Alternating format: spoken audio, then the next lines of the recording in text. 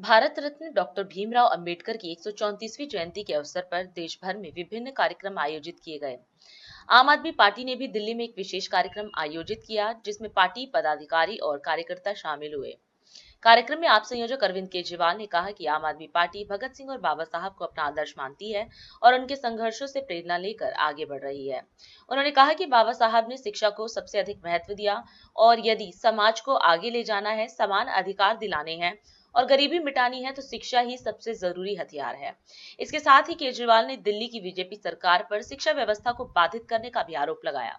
हमारी पार्टी ने बाबा साहब को और शहीद आजम भगत सिंह को अपना आदर्श माना है।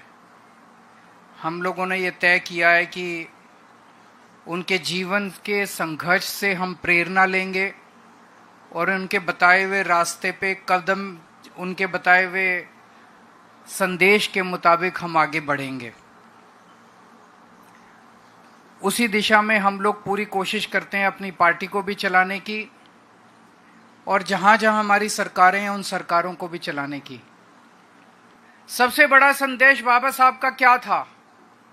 जो भी सौरभ भारद्वाज ने कहा, सबसे ज्यादा तवज्जो उन्होंने शिक्षा को दी थी कि अगर हम चाहते हैं कि हमारा सारा समाज एक पीढ़ी के अंदर आगे बढ़े, बराबरी का अधिकार मिले, सबकी गरीबी दूर हो, तो वो केवल और केवल एक ही चीज से हो सकती है, वो है शिक्षा।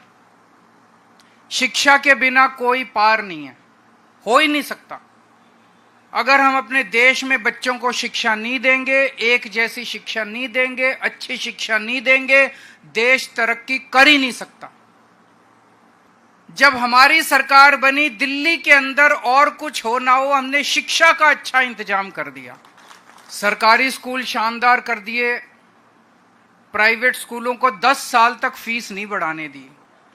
लेकिन अभी 2 महीने भी नहीं हुए और इन 2 महीनों के अंदर इन्होंने पूरी शिक्षा व्यवस्था का बेड़ा गर्क करना चालू कर दिया। दिल्ली के अंदर जिस तरह से तानाशाही बर्ताव किया जा रहा है कि फीस नहीं दोगे तो ये कर देंगे, वो कर देंगे, अनाप शनाप फीस, कईयों ने तो दुगनी कर दी, कईयों ने 80% बढ़ा दी, 40%। कहां से लाए बच्चों को पैसे पढ़ाने के लिए? ये तो किसी भी जिम्मेदार सरकार की जिम्मेदारी होती है कि वो शोषण के खिलाफ लोगों को बचाए। सरकारी स्कूल कितनी मुश्किल से ठीक करे थे, कितनी मुश्किल से ठीक करे थे 10 साल में। इन्होंने हैप्पीनेस करिकुलम बंद कर दिया, इन्होंने देशभक्ति करिकुलम बंद कर दिया, इन्होंने बिजनेस ब्लास्टर्स, सारा एक एक करके मिशन बुनियाद बंद कर दिया। एक एक करके जितने अच्छे काम करे थे सरकारी स्कूलों में, सारे बंद करते जा रहे हैं ये लोग। कोई एक राज्य नहीं है जहां इनकी सरकार है और उन्होंने शिक्षा को ठीक कर दिया हो, एक भी स्कूल को इन्होंने ठीक किया हो। पहले मैं सोचता था, 75 साल हो गए आजादी को, मैं यही सोचता था शिक्षा क्यों नहीं ठीक हो रही, क्यों नहीं ठीक हो रही। हमारे देश में इतनी गरीबी, इतनी अशिक्षा है। मेरे को लगता है कि अगर हमने शिक्षा व्यवस्था ठीक कर दी तो एक पीढ़ी में हम अपने देश से गरीबी दूर कर सकते हैं।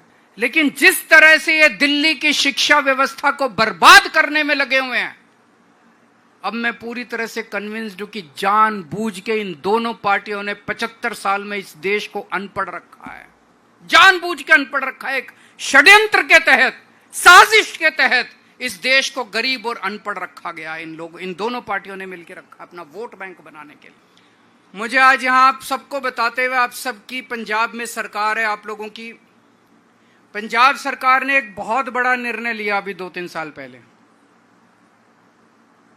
पूरे देश में कश्मीर से कन्याकुमारी तक और गुजरात से आसाम तक केवल एक राज्य है पंजाब, जहां पे वकीलों का, जो सरकारी वकीलों का पैनल बनता है, उसमें भी रिजर्वेशन दिया गया है। मैं इनको कहना चाहता हूं, अगर तुम लोग भी प्यार करते हो अपने अपने राज्यों में, तुम भी दो रिजर्वेशन, सेंट्रल गवर्नमेंट में तुम भी दो रिजर्वेशन सरकारी वकीलों के पैनल में। तब तो पता चलेगा कि तुम बाबा साहब से प्यार करते हो, नहीं तो ये फर्जीवाड़ा करना बंद करो।